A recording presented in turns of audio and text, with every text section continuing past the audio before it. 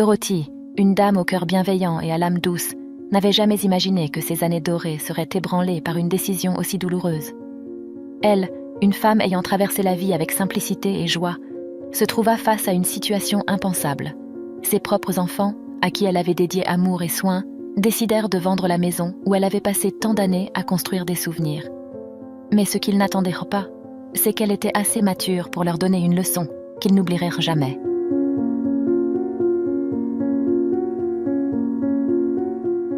Dorothy est une dame merveilleuse, mère et grand-mère, qui a dépassé les 75 ans. Elle vivait dans une résidence modeste et pleine d'affection à Portland, aux États-Unis. C'était un foyer rempli d'amour et de confort, où chaque coin reflétait les moments heureux qu'elle y avait vécus. Mais l'inattendu se produisit lorsqu'elle fut confrontée à l'ambition surprenante de ses enfants. Kevin et Suzanne, les enfants de Dorothy, faisaient face à de graves difficultés financières. Ayant leurs propres familles à charge, ils prirent la décision de vendre la maison de leur mère.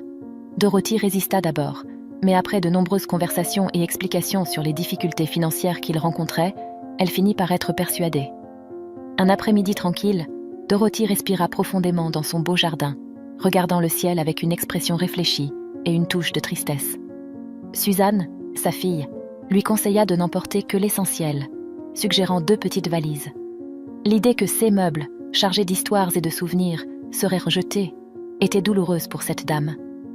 Mais Suzanne la consola, assurant qu'elle serait mieux vivant avec eux, loin de la solitude que la maison semblait émaner depuis le départ de son cher époux, dont la mort avait été marquée par la tragédie. En préparant ses affaires pour le déménagement, Dorothy fouilla dans d'anciens placards, oubliés depuis des années, et découvrit un trésor caché, un ensemble de thé en porcelaine, un cadeau de son défunt mari, qu'elle avait gardé avec affection, mais jamais utilisé. C'était une pièce d'une rare beauté, mais Dorothy savait qu'elle ne pouvait pas l'emmener avec elle. Malgré la douleur dans son cœur, elle décida de donner l'ensemble à son fils Kevin, récemment marié, comme un souvenir spécial.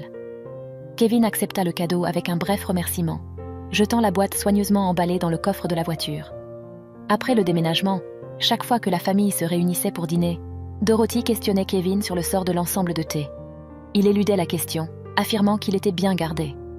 Dorothy, compréhensive et patiente, attribua l'indifférence de son fils au stress de ses responsabilités et dépenses, sans insister sur le sujet.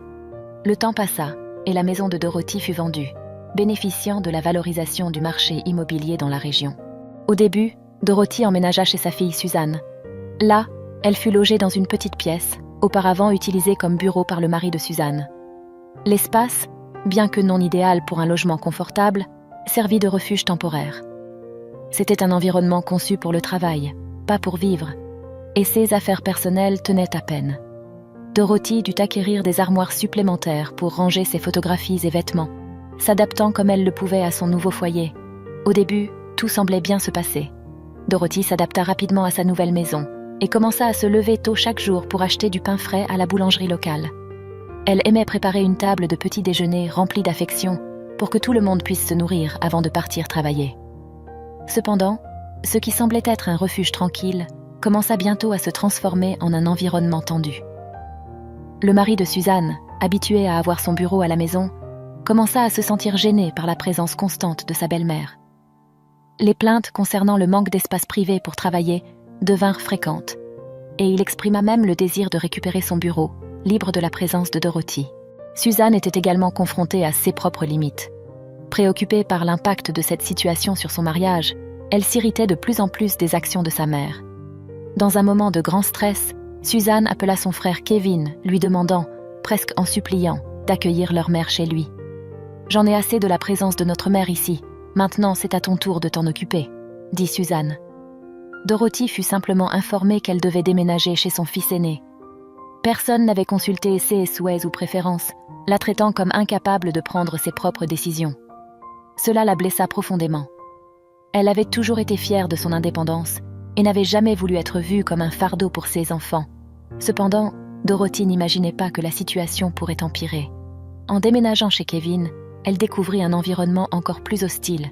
L'épouse de Kevin était autoritaire et ne cachait pas son mécontentement de devoir cohabiter avec sa belle-mère. Dorothy passait la plupart de son temps confinée dans sa chambre, se sentant comme si elle était dans une sorte de prison, loin de la vie indépendante et sereine qu'elle avait l'habitude d'avoir. Prenant courage, et avec un sentiment de gêne, Dorothy se retrouva dans la difficile position de demander à Kevin s'il pouvait lui acheter une petite télévision pour sa chambre.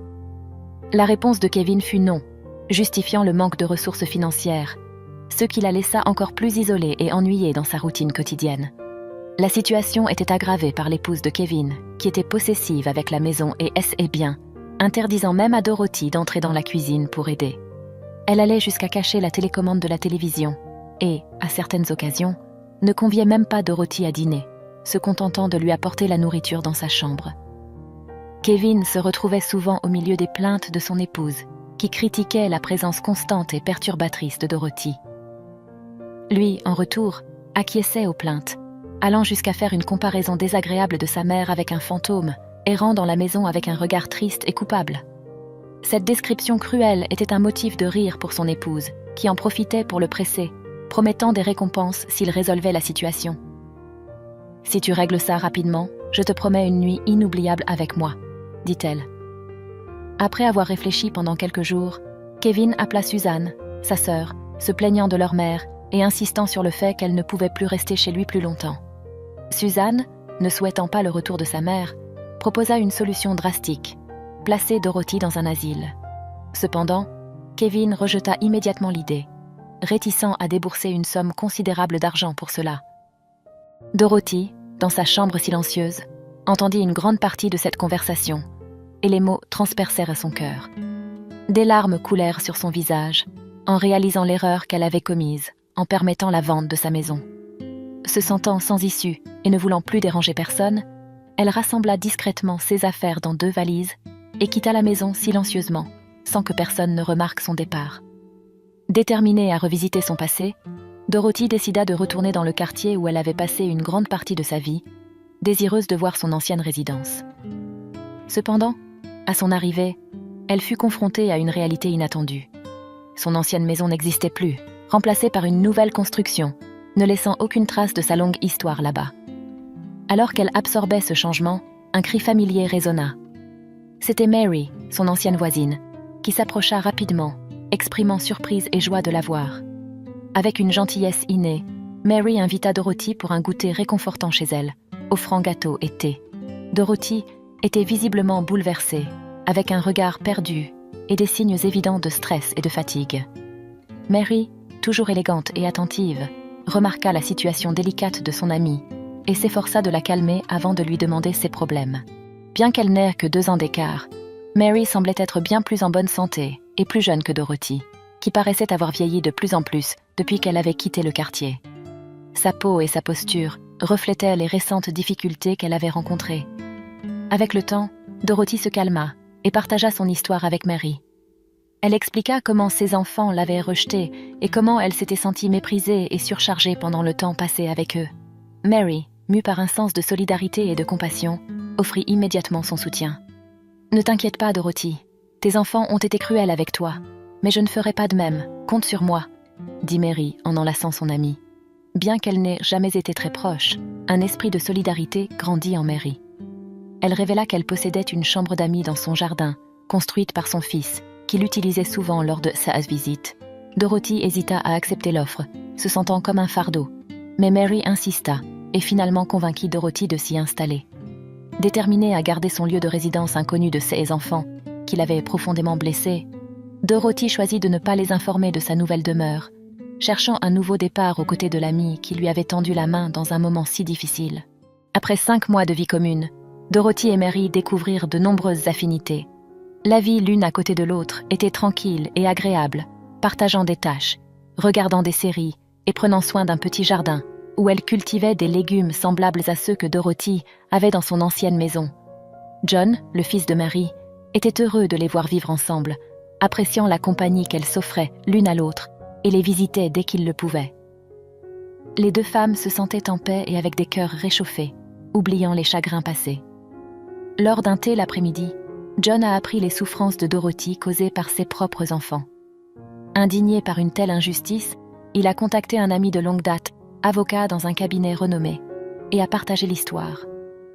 À sa surprise, son ami lui a dit « C'est plus courant que vous ne le pensez, mon ami. » Il a informé que, si Dorothy le souhaitait, elle aurait de grandes chances de gagner un procès contre ses enfants.